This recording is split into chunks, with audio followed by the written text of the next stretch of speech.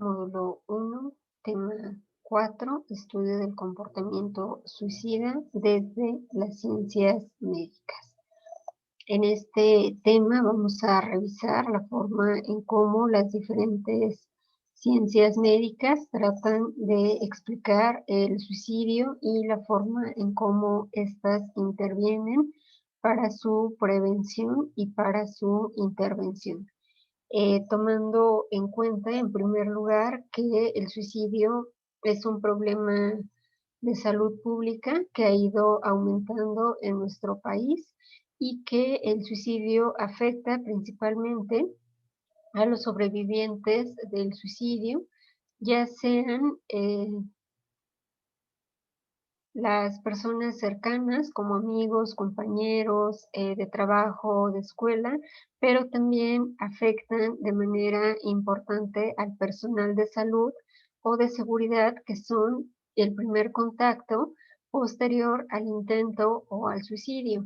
Entonces, es importante retomar lo que es a las ciencias médicas para tratar de explicar el comportamiento suicida. Tenemos un aumento importante en los reportes de suicidio en los diferentes grupos de edad. El problema que quizá nosotros identificamos es que algunos suicidios no son reportados o algunos se reportan como otra causa de muerte, lo que puede hacer que los datos epidemiológicos puedan aumentar o que sean insuficientes para comprender la gravedad o la importancia del suicidio. Es decir, que si nosotros tomamos en cuenta a todos aquellos suicidios que no son reportados o que se reportan con otras causas de muerte, aumentaría todavía más el número de casos que nosotros tenemos de suicidio. Vamos a tener una primera aproximación, que es la neurobiología del suicidio. Esta teoría se ha realizado con estudios que se han hecho post-mortem en sujetos que han cometido suicidio y sobre todo aquellos que han tenido intentos violentos de suicidio. Lo que se ha encontrado principalmente es que existe algún tipo de alteración caracterizada por la disminución o la baja disponibilidad de serotonina en la corteza prefrontal ventral, y que esta está directamente relacionada o asociada con el mantenimiento de conductas de riesgo. Entonces, cuando se encuentra en bajos niveles de esta sustancia, nosotros la podemos asociar como a una mayor probabilidad de que el sujeto pueda en algún momento atentar contra su vida o que mantenga conductas que lo pongan en una situación de riesgo.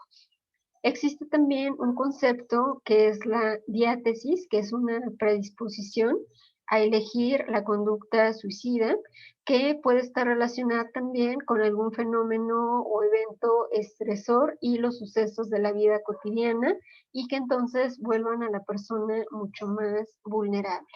Aquí vamos a encontrar una explicación de los fenómenos de neurotransmisión que están asociados a el comportamiento suicida. Los principales neurotransmisores que se ha detectado que están asociados a esta situación van a ser la serotonina, el glutamato, el GABA y la dopamina, y que en sus regiones neuroanatómicas van a poder identificarse a la corteza prefrontal ventral, al hipocampo y al rafe dorsal y medial como las regiones que puedan estar asociadas con este tipo de alteraciones. ¿Por qué? Porque están vinculadas con procesos relacionados a la agresión, a la ansiedad, a la falta o dificultad para la integración de las emociones y también para el correcto manejo del estrés. Entonces, la neurobiología del suicidio nos permite entender que posiblemente existen algunos neurotransmisores y regiones anatómicas asociadas con este tipo de problemáticas o con situaciones relacionadas a el comportamiento violento dirigido hacia sí mismo. Entonces, si fallan estos sistemas, posiblemente eso pueda explicar lo que ocurre con el cerebro del suicida. La bioética, por su parte, se va a encargar o va a estar encargada de llevar a cabo el análisis filosófico tanto de la vida como de la muerte y se va a encaminar hacia el respeto de la vida y la protección de la dignidad humana. Aquí de lo que se trata es que la bioética nos trate de mejorar o ayudar a mejorar las prácticas médicas utilizando intervenciones basadas en evidencia, la sistematización de los métodos de investigación y que podamos desarrollar protocolos de intervención para todos los problemas que estén relacionados a las profesiones sanitarias. Entonces, la bioética nos va a brindar esta posibilidad de generar nuevos métodos de investigación y de intervención para tratar este tipo de problemáticas. Por otra parte, la psiquiatría se va a encargar de determinar el tratamiento farmacológico más adecuado para los pacientes que tienen riesgo suicida, ya sea como ideación, intento o como parte de la comorbilidad con otros cuadros clínicos.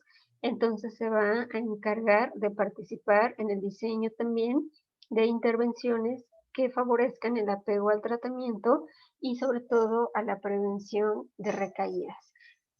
También tenemos a la salud pública, que su objetivo siempre ha sido el de proteger, mejorar y fomentar la salud física y mental. A nosotros nos va a ayudar en la intervención del suicidio, sobre todo en el cuidado de la salud mental y para la prevención del suicidio.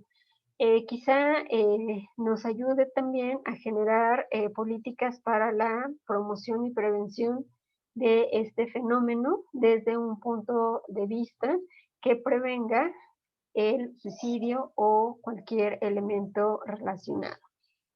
Aquí quizás su única limitación es que hay una falta de programas de capacitación para el personal de salud que atiende los casos de pacientes con riesgo o intento suicida, pero si nosotros complementamos el trabajo de la bioética, la psiquiatría, la salud pública y la medicina en general, podemos generar nuevos programas que nos ayuden con este tipo de limitantes. En el tema 5 vamos a revisar el estudio del comportamiento suicida desde las perspectivas psicológicas. Existen diversas teorías psicológicas que nos ayudan a comprender de mejor manera lo que es el suicidio. Por una parte tenemos a la teoría cognitiva de Beck, que habla acerca de las categorías mentales y su distorsión asociadas con la depresión y la conducta suicida. Los pacientes que llegan a tener algún tipo de tendencia suicida van a mostrar pensamientos negativos y creencias disfuncionales que van a dirigir o que van a generar el comportamiento suicida. Se ha hecho la escala de ideación suicida para poder evaluar estos pensamientos, planes, expectativas o deseos de morir y cometer suicidio. No lo tenemos validado para la población mexicana, pero nos puede ayudar a entender cómo ocurre el fenómeno del suicidio. Otra teoría es la teoría de los constructos personales de Kelly. Aquí nos habla algo similar a lo que mencionaba Beck, tiene que ver con la interpretación de la realidad a partir de estos constructos que elaboramos y la forma en cómo orientan y condicionan el comportamiento. El suicidio entonces va a ser un acto en el cual el individuo va a tratar de darle sentido a su vida y puede llegar a suicidarse porque no percibe el futuro de manera adecuada o porque se considera como una persona prescindible y que puede ser capaz de dejarlo todo porque no es necesario. El suicidio es una manifestación de la depresión y de la construcción distorsionada que se tiene de la realidad. Otra teoría que nosotros encontramos es la teoría del comportamiento suicida de Linehan. Aquí vamos a tener que el comportamiento suicida se utiliza o es un método que trata de combatir el sufrimiento emocional. Las personas van a tener una dificultad o un déficit de habilidades para solucionar los problemas y que esto puede derivar en otro tipo de problemáticas.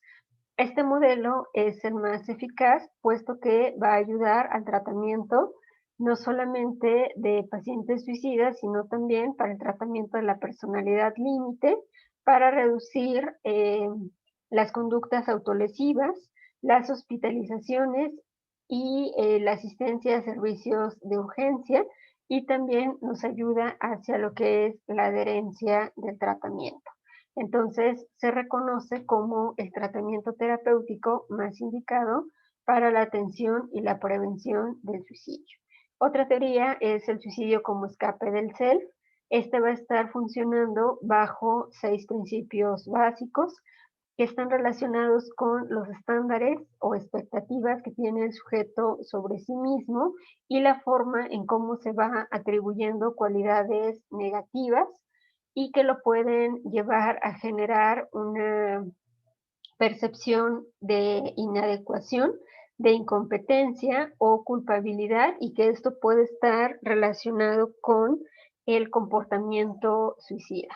También se trata de la forma en cómo se van construyendo también estos sentimientos o emociones negativas como la depresión, la culpa o la ansiedad y que entonces esto hace que las personas puedan no tener la habilidad para inhibir el poderse hacer daño y causar o tener una mayor tendencia hacia lo que es el comportamiento suicida.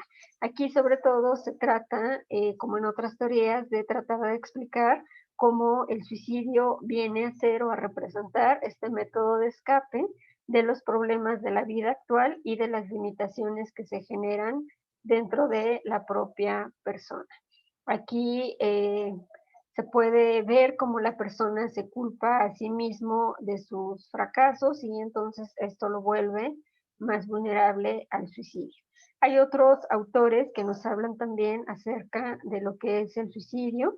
Sobre todo, aquí nosotros podemos observar cómo se relacionan con esta parte de la depresión, la desesperanza, este factor mediador del dolor o del sufrimiento y la forma en cómo ha habido este análisis de las notas suicidas para poder entender o explicar qué es lo que ocurre con la persona que se suicidó o cómo se manifiestan estas emociones en el suicida.